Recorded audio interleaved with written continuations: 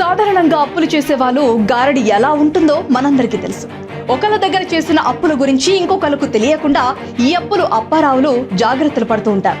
పూర్తిగా చేతులెత్తేసే వరకు అతగాడు చేసిన మొత్తం అప్పుల సంగతి బయటపడదు. కానీ అప్పటికే కొంపలు మునిగిపోతాయి.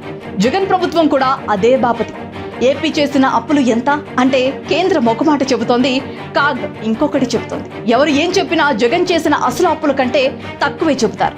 వీటిని చూపించి జగన్ మీడియా ప్రజలను తప్పుదారి పట్టిస్తోంది. సాధారణంగా ప్రభుత్వాలు చేసే అప్పులు రెండు రకాలు. బహిరంగ మార్కెట్లో చేసే అప్పులు జగన్ ప్రభుత్వం వీటినే చూపిస్తోంది. కానీ ప్రభుత్వ కార్పొరేషన్ల ద్వారా ప్రభుత్వమే గ్యారంటీ ఇచ్చి తెచ్చే అప్పులు మనకు కనపడవు. ఈ వివరాలు చెప్పమని కాగ్ ఎన్నిసార్లు అడిగినా జగన్ చెప్పడు.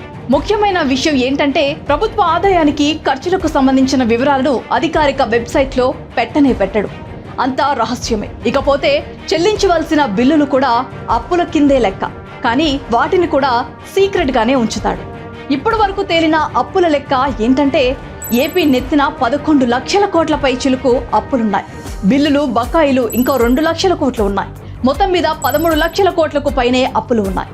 ఏపీలో ఒక్కొక్కరి నెత్తిన అప్పు భారం 2,10,000.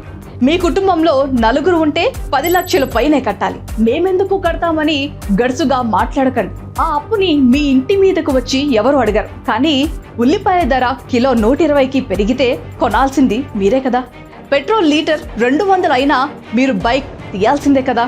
కరెంటు బిల్లు పెరిగినా కట్టుకోవాల్సిందేగా. పన్నులు పెరిగినా కట్టాల్సింది మీరేగా.